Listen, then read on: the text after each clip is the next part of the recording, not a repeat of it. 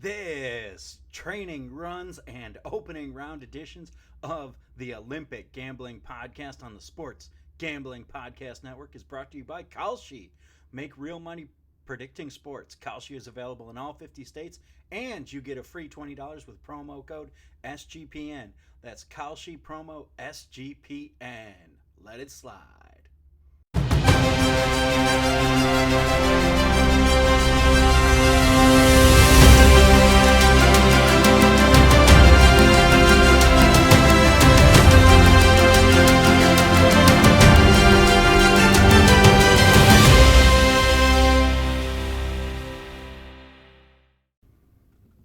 That's right, DGen Nation. It's time for the Olympics, and the Sports Gambling Podcast Network has you covered. I'm your host, Adam Pelletier, here to talk about all things where we're sliding, flying, gliding, and all the things in the freezing cold as our resident cold weather guy here on the Sports Gambling Podcast Network.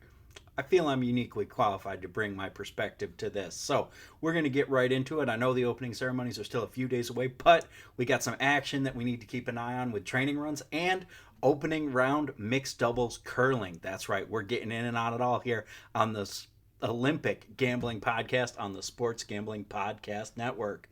So we're going to open it up. We got a couple training runs that we're keeping an eye on here.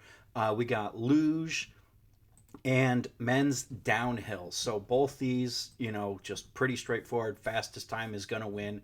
Men's downhill skiing, little bit of an open market right now. In 2022, we were looking at kind of the last gasp of the previous generation of skiers, and now coming into 2026, we're looking at a lot of younger guys coming up on the rise. Not a lot of guys in this field were highly competitive at the previous Olympics. Two guys who were actually, if we take a look at it, we're looking at Dominic Paris, hometown Italian kid, finished 6th, and the current odds-on favorite, Marco Odermatt, finished 7th. So those two guys finished 6th and 7th respectively last time around. And Odermatt is really the runaway favorite. Haven't been able to see any odds for this on Kalshi yet, but he's plus 200 right now to win the gold. So you really got to like that odds for him. If we're looking at Dominic Paris, plus 1,000, hometown Italian, going to know the course a little bit better. One thing that's going to be big is how do they do in qualifying tomorrow. You can check that out on Peacock. That's going to be good. Pay attention to that. Watch the qualifying runs. One thing that really happened was the really veteran skiers did well in Beijing. We know that those were some less traditional courses out there. So coming back to Europe, we should see a little bit more of an interesting approach there.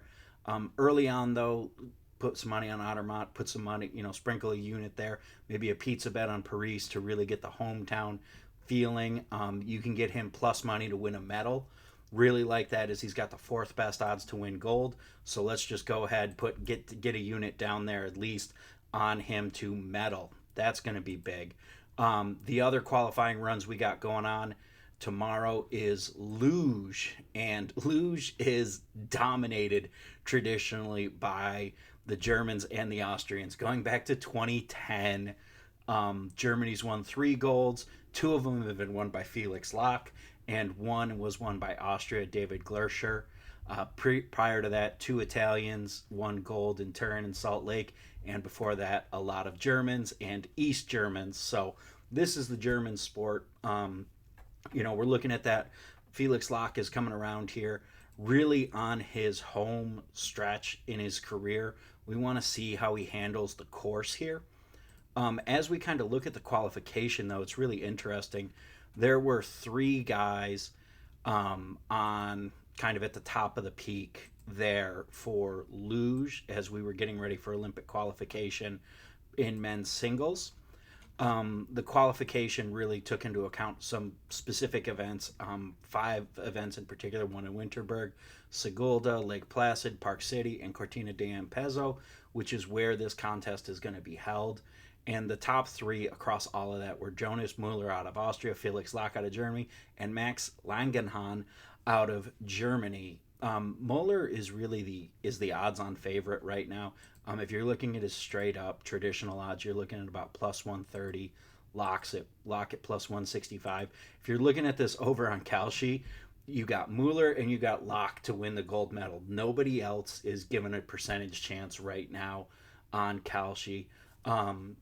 They're both a yes at 51 cents. So you're losing. So you got negative odds there, not necessarily one you B. I'll be curious to see if that moves as we kind of get here. Mueller's interesting. I don't know that he should be the odds-on favorite, given that he hasn't really won when the lights have been biggest. He hasn't done well at the World Championships. He didn't do well. He didn't even qualify for previous Olympics. Locke is kind of the veteran, but the guy that I'm really looking at here and where I'm going to put some action after this is going to be Max Langenhahn. Langenhahn really came on strong. Has had some really strong. Had a strong 25, winning gold at Whistler, and a strong 24, winning gold at Altenburg, and he was consistently running second and third in a lot of these events. So I really like him here. Locke has won the gold medals. He's got the experience in spades, but he's older. He's turning 30. He's 36 this year. He's turning 37 this year. He's currently 36, and has really tailed off in the last two Olympics. Curious if being a little closer to home in Italy helps him, but we'll check back in after those opening round trial runs. Now, the big one, the exciting one, where we have actual matches that matter tomorrow, is mixed doubles curling. So mixed doubles curling is a little different from the traditional fours game. You got two, a man and a woman, throwing stones together. It's really awesome format. In 2022, it was won by the Italian duo of Stefania Constantini and Amos Massenar. And what's really interesting and fascinating about them is they haven't played a ton of competitive mixed doubles games on the tour. They actually played none this season. They haven't played any competitive games this season. They're not even showing up in Ken Palm's rankings this year. But in 2022, they went 9-0, absolutely steamrolled the competition, just absolutely blew everybody else out, and really just kind of cakewalked their way to a gold medal.